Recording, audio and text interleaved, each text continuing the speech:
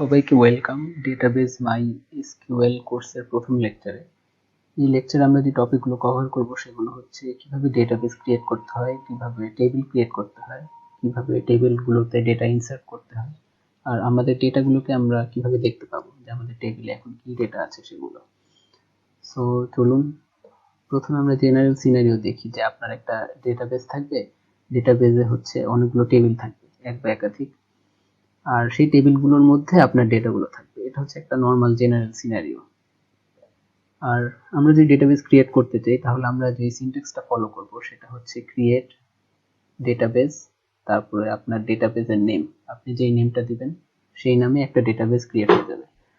যেমন এক্সাম্পল হিসেবে ধরতে পারেন যে ক্রিয়েট ডেটাবেস মাইডিবি, মানে আপনি মাইডিবি নামের একটা ডেটাবেস ক্রিয়েট করবেন।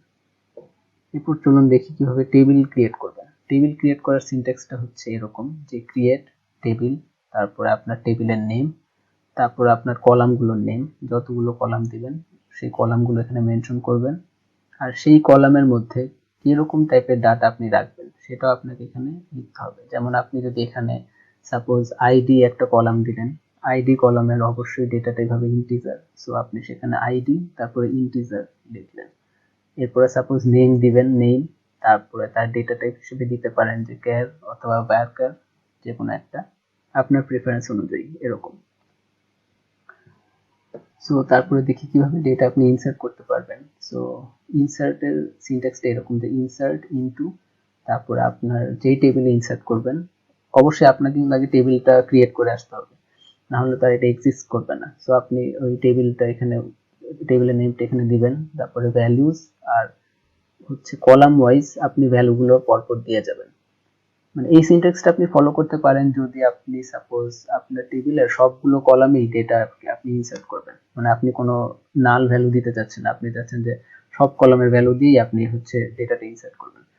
সো তখন হচ্ছে আপনি এই কনভেনশনটা ফলো করলেই হবে।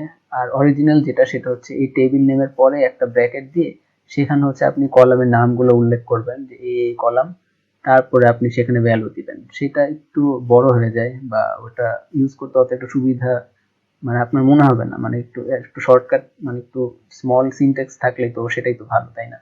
সো আপনি এটাই ফলো করতে পারবেন। এরকম ফলো করলে আপনার সবগুলো কলামে আপনার ডেটা ইনসার্ট হয়ে যাবে। জাস্ট আপনার এই সিরিয়ালটা মেনটেন করতে হবে কলামগুলোর।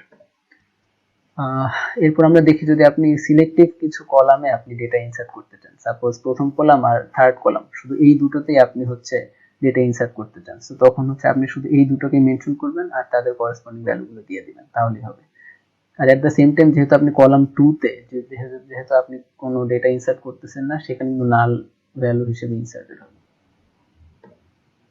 এখন আমরা যদি আমাদের টেবিলে কি ডেটাগুলো আছে সেটা যদি দেখতে চাই, তাহলে আমরা হচ্ছে এই সিনট্যাক্সটা ফলো করব যে select all from table name. এখানে হচ্ছে সিলেক্টের পর আপনার কলামের নেমগুলো উল্লেখ করতে হয়। আপনি যদি প্রত্যেকটা কলামের ভ্যালুই দেখতে চান, যে মানে হোল টেবিলটাই দেখবেন, যে পুরো টেবিলটাতে সব ডাটা যা যা আছে সব দেখতে হবে, তো তখন আপনি হচ্ছে সবগুলো কলাম একটা একটা একটা করে মেনশন না করে আপনি এই অ্যাস্টেরিস্ক এই সিম্বলটা ইউজ করলে আপনার হচ্ছে পুরো টেবিলের যত ডাটা আছে সব আপনি একসাথে দেখতে পাবেন। সো চলুন আমরা কোয়েরি গুলো এক্সিকিউট করে আসি যে আমাদের দেখতে কেমন হয়। তো MySQL ওয়ার্কবেঞ্চে চলে আসলাম। প্রথমে আমরা ডেটাবেস ক্রিয়েট করি।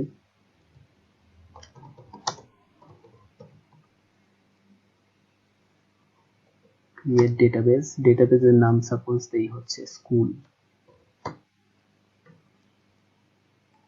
এক্সিকিউট করি। এখন আমাদের ডেটাবেসটা ক্রিয়েট হয়ে গেছে, কিন্তু আমরা স্কিমাতে কিন্তু এখনো সেটা দেখতে পাইতেছি না। তার কারণ হচ্ছে এটা মাত্রই আমরা হচ্ছে ক্রিয়েট করলাম।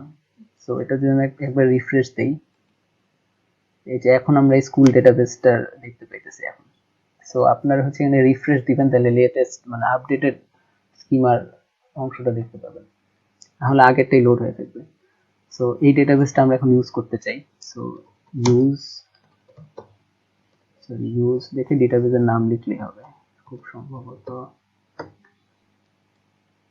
এখন কিন্তু এই যে এটা একটু বোল্ড আছে, মানে মাই ডিবিটা সিলেক্ট আছে। সো আমরা যখন ইউজ স্কুলটা দিলাম, এই যে তখন কিন্তু স্কুলটা এখন বোল্ড হলো, মানে এখন আমার স্কুল ডেটাবেসটা সিলেক্টেড হয়েছে। তো এখন যদি আমি কোনো টেবিল ক্রিয়েট করে ডেটা ইনসার্ট করি তাহলে এই টেবিলটা কিন্তু স্কুল ডেটাবেসেই যাবে। সো হচ্ছে এখন আমি একটা টেবিল ক্রিয়েট করি, ক্রিয়েট টেবিল, সাপোজ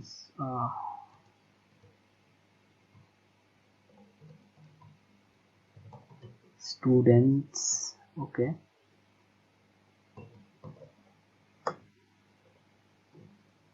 এগুলো কিন্তু মানে খুব একটা নেসেসারি না যে আপনি মানে আপনি চাইলে সব পাশাপাশিও লিখতে পারবেন, এটা কোনো সমস্যা না, বাট দেখার সুবিধার্থে আমি আর কি এই কনভেনশনটা ফলো করতেছি। তো কলাম নেম প্রথমেই দিই একটা আইডি, আইডির ডাটা টাইপ দিলাম ইন্টিজার, তারপরে হচ্ছে আমি স্টুডেন্টের নেম রাখতে চাই, সো নেমের জন্য হচ্ছে আমি ইউজ করলাম ভ্যারিয়েবল ক্যারেক্টার, ম্যাক্সিমাম হয়তো 30 দিই, মানে ম্যাক্সিমাম আপনার 30টা ক্যারেক্টার এসে নিতে পারবে। ঠিক আছে, তারপর আর কি দেওয়া যায়, স্টুডেন্টের আইডি আছে, নেম আছে, স্টুডেন্টের একটা ইমেল দিই, সো ইমেলও ভ্যারিয়েবল ক্যারেক্টার দেই, ইমেল কত, ইমেলও 30 দিই। ওকে, তারপর হচ্ছে আমরা তার সাপোজ ডিস্ট্রিক্ট দিই, যে সে কোন জেলা থেকে এসেছে, ও না না সরি, ডিস্ট্রিক্ট হচ্ছে সে কোন ডিপার্টমেন্টে আছে, সেটা আই থিঙ্ক বেশি ইম্পর্টেন্ট। সো এখানে ভ্যারিয়েবল ক্যারেক্টার 10 দিই, শর্টকাটে লিখে দিব। সো হ্যাঁ, এর মোটামুটি আমার একটা টেবিল ক্রিয়েট, মানে টেবিলের হচ্ছে সিনট্যাক্স লেখা হয়ে গেছে। এই টেবিলের কলামগুলো হচ্ছে আইডি, তার নেম। আচ্ছা, আপনারা দেখবেন নেমটা কিন্তু এখানে নীল হয়ে আছে, এটা কোনো সমস্যা না। তারপর হচ্ছে ইমেইল, ডিপার্টমেন্ট, সো এটা সিলেক্ট করলাম, এক্সিকিউট করি। এই যে ক্রিয়েট টেবিল স্টুডেন্ট, মানে আমাদের হচ্ছে বলে দিয়েছে যে টেবিল ক্রিয়েট হয়ে গেছে। সো আমরা যদি একটু রিফ্রেশ দিই, এই যে এখন যদি আমরা টেবিলে যাই, এই যে আমরা স্টুডেন্টস টেবিলটা কিন্তু আমরা এই স্কিমাতে দেখতে পাইতেছি। ওকে, নাইস। সো আমরা এখন ডেটা ইনসার্ট করি, ইনসার্ট ইনটু টেবিলের নেম স্টুডেন্টস, তারপরে স্টুডেন্টস, আচ্ছা, তারপরে ভ্যালুজ হিসেবে দেই হচ্ছে সিরিয়াল ওয়াইজ দিতে থাকি, যে প্রথমে আইডি 1, তারপর হচ্ছে তারপর স্টুডেন্টের নেম হচ্ছে কি নেম দেওয়া যায়, আচ্ছা একটা এ নেম দিই, বেশি বড় না করি, আচ্ছা a@gmail.com একটা ইমেল দিয়ে দিই, রাফ। ওকে, এটা সিলেক্ট করলাম। স্ট্রিং বা ভ্যারিয়েবল ক্যারেক্টার যখন আপনি মানে হচ্ছে দিবেন, তখন হচ্ছে একটা দিলেই হবে আর কি। ওকে, তারপর হচ্ছে ডিপার্টমেন্ট, সিএসই দিয়ে দিই। ওকে, সো তো হয়ে গেল। সো ইনসার্ট করি, ওকে ইনসার্টেড হয়ে গেল। আরেকজন স্টুডেন্টকে ইনসার্ট করি, এবার তার আইডি দেই 2, তার নেম হচ্ছে বি, তার ডিপার্টমেন্ট দেই EEE। ওকে, ঠিক আছে, ইনসার্টেড হয়ে গেল। আচ্ছা, আমি আমার সঠিক মনে নেই যে আসলে কাজ করে কিনা, আই থিঙ্ক কাজ করবে, তাও দেখি।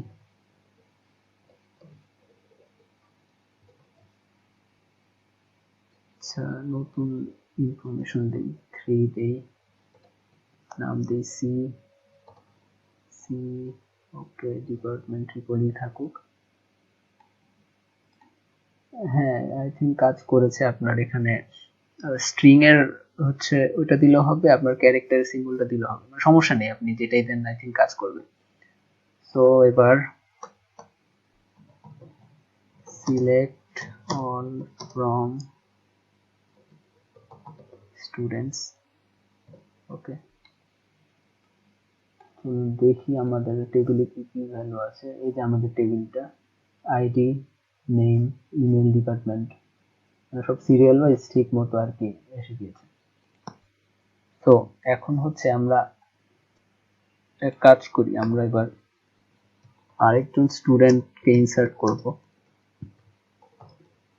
আচ্ছা, উপরেরটা থেকে করলে হবে।